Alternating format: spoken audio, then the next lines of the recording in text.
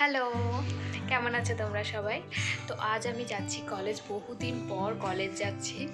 তো চলো তোমাদেরকেও দেখাই আমার কলেজ। রাস্তায় যেতে যেতে কথা হচ্ছে। তো সকাল সকাল রওনা দিলাম নিজের গন্তব্যে। আর রাস্তায় যেতে যেতে এই ফুলের গাছগুলো দেখছিলাম, কি সুন্দর লাগছিল, একদম ঝলমল করছিল। তারপর সুস্মিতা চলে এলো আর আমরা অটো করে এই বাতাসপুর পেরোলাম। তারপরেই হচ্ছে আমাদের গন্তব্য আমোদপুর।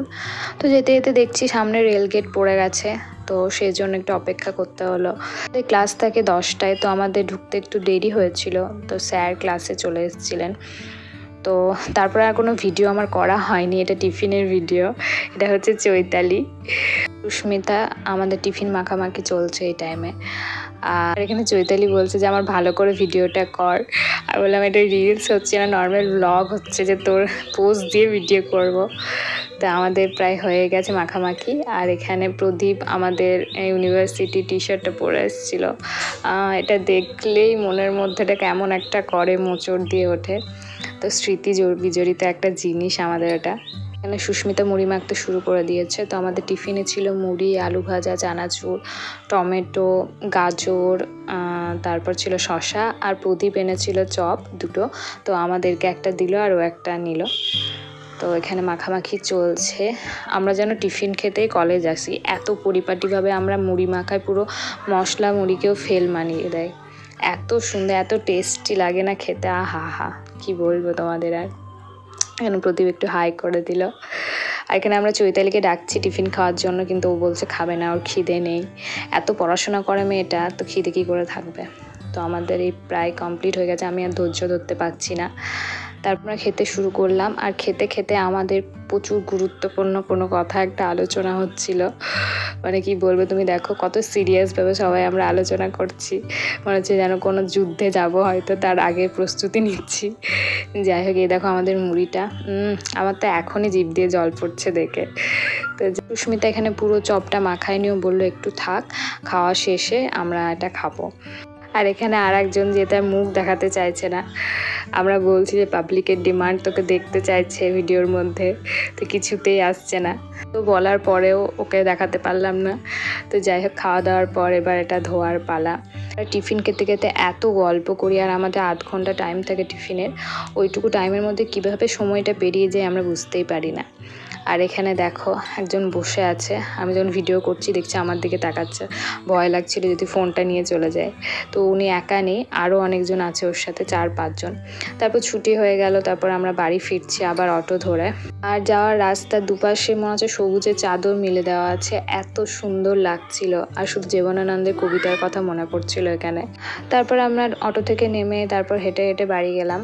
তো এত রোদ ছিল, এত রোদ যে মুখ টুক পুরো সব পুড়ে যাচ্ছিল, পাও মনে হচ্ছে পুড়ে যাচ্ছিল।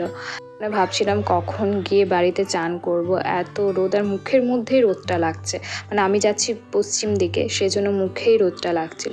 তারপরে বাড়ির রাস্তায় ঢুকে মনে হচ্ছে কখন গিয়ে বাথরুমে ঢুকে স্নানটা করব, আর কিচ্ছু না, তখন শুধুমাত্র ওটাই মনে হচ্ছে। তো যাই হোক, তারপর চান টান করা হয়ে গেছে আমার। তো ভাই এখানে চলে এলো। ও যখনই এখন দেখে যে আমি ভিডিও অন করেছি, ও তখনই চলে আসবে আর নাচতে শুরু করবে।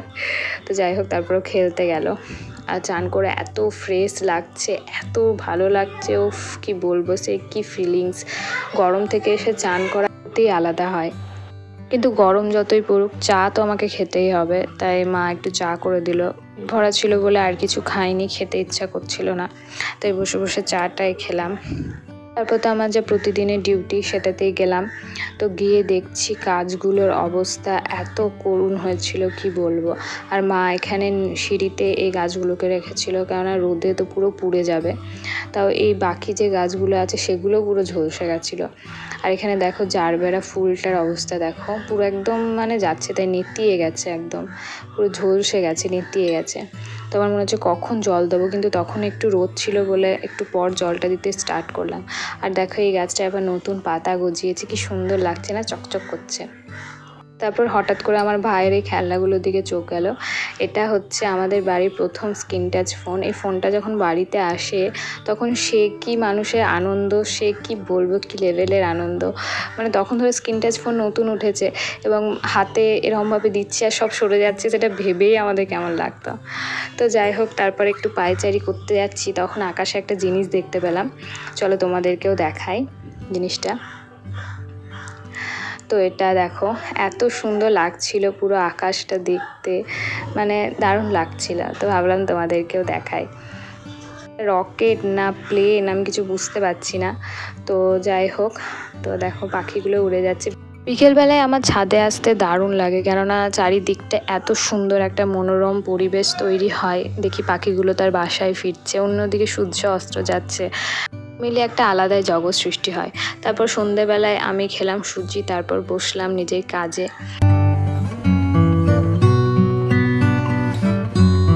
ভাই এখানে শোকেস থেকে খেলনাপাতিগুলো বের করে দেখছে, আর ওকে আমি বারণ করছি যে বের করিস না, ভেঙে দেবে। ও একটা খেলনাও রাখতে পারে না। খেলনা কিনে দিলে সেটা যে 2 দিন পেরোবে, মানে সেটাও বিশাল ব্যাপার। একটা খেলনা ওর কাছে 2 দিন গেছে।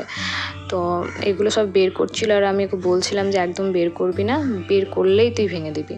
তো তাও বের করছিল, কেকার কথা শোনে আর কি।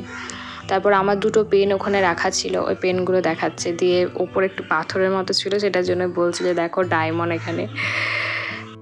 তারপর বুনি আমাকে ডেকে দেখালো আমাদের আলমারি ফাঁকে একটা বলতা না মৌমাছি এখানে আবার বাসা বাঁধছে নিজের।